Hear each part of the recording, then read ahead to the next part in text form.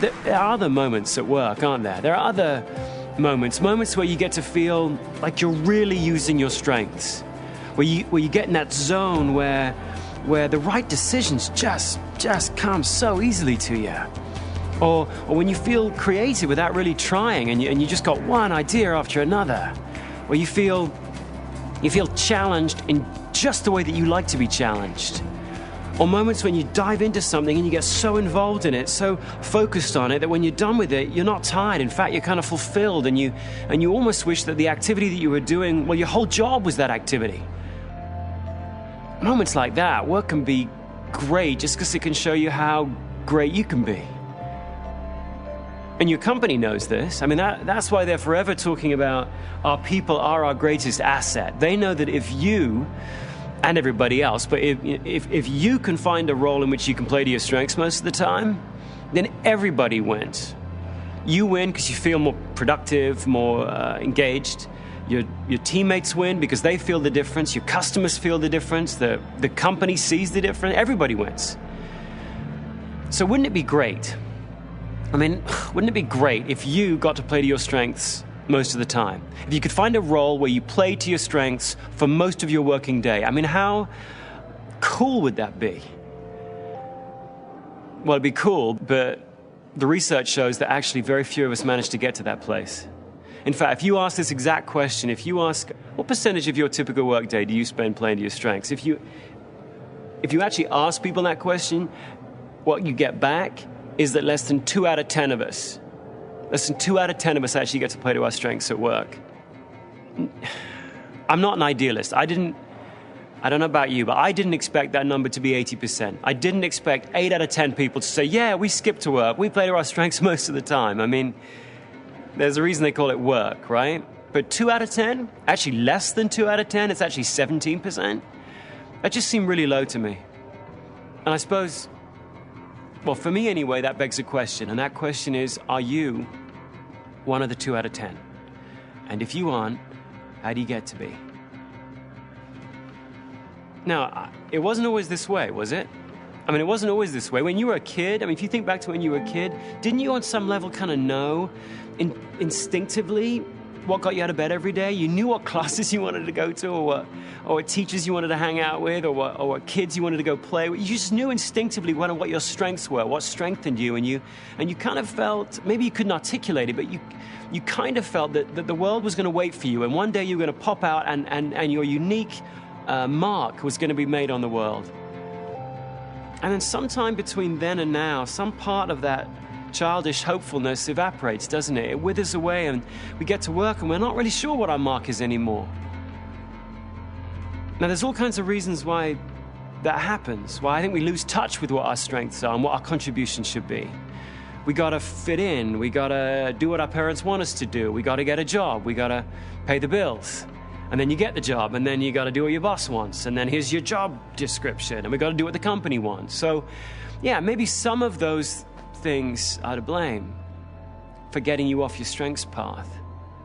But I think if you look closely, you might find that what's holding you back from really playing to your strengths isn't this other stuff, your boss, your company, your job description. Maybe what's holding you back from playing to your strengths is what you believe. Maybe you've become trapped by a very few myths that you've been told are true, and they're not. If you could explode those myths, and if you could replace them with what's true and really act on it, then maybe you could take back some of the control of your work. And maybe you could spend more time, deliberately, each week, spend more time playing to your strengths. Here's one of those myths, that as you grow, you change. God, we've all heard that one, right? As you grow, you're supposed to put away your childish traits. You're supposed to acquire more skills and acquire more experiences and become more balanced, more well-rounded. You're supposed to become an adult. But the problem is it isn't true. The truth is, as you grow, you don't change your personality. As you grow, you become more and more and more of who you already are.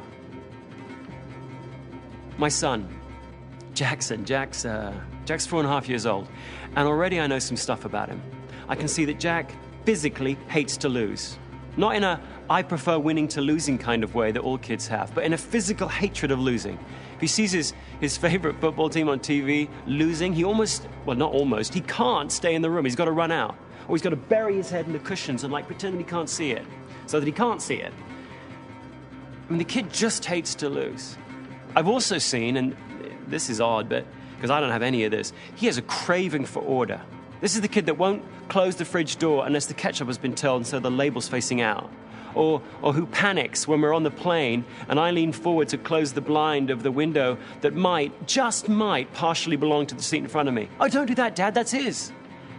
Well, odd though that is, those personality traits in a 4.5-year-old, and kind of funny, bottom line for Jack is they ain't going to change.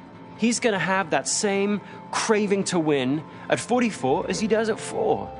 And at 84, when he sees his grandkids with their playthings littered all over the playroom floor, his need for structure is still going to fire off. So the point of life for Jack isn't to replace that. The point is to channel it. His dreams may change, his circumstances may change, his achievements may change, but the core of him, the strongest and most dominant parts of his personality, those are going to stay the same. Those are going to stay constant, and so will yours, and that's okay. Now, this doesn't mean he can't grow and you can't grow and I can't grow. It doesn't mean that we can't learn new skills. We can. But this actually points to the second myth that might be holding you back. The myth that you're going to grow the most, you're going to learn the most in the areas where you're weakest. That one sounds odd, but if you think about it, it was ingrained in you really early, wasn't it? Because when you were a kid and you were in class or you were in school and you found out you were good at maths but not very good at English, you didn't get more maths, did you? You got more English. You got remedial English. And your parents were in on this game. They were part of the ingraining process. The Gallup Organization once asked this question. Your child comes home with the following grades. English A, Social Studies A, Biology C, Algebra F. Which grade deserves the most attention from you? The question didn't say, if you pick one of the grades, you've got to ignore all the others. It just said, hey, look, here are the grades, and you've only got one thing to invest in your child, your time. Which grade deserves the most attention, the most time from you? 77% of parents would focus on the F. Now, the point here isn't that you should ignore the F any more than you should ignore your own weaknesses. You can't ignore weaknesses. The point is simply, and the truth, if you like, the truth that should replace the myth is that you're going to grow the most, you're going to develop the most in the areas where you already know the most. You grow the most in your areas of strength. In your areas of weakness, yeah, you can learn, but what learnings you gain are achieved with great effort and difficulty, and you don't get very much bang for your buck.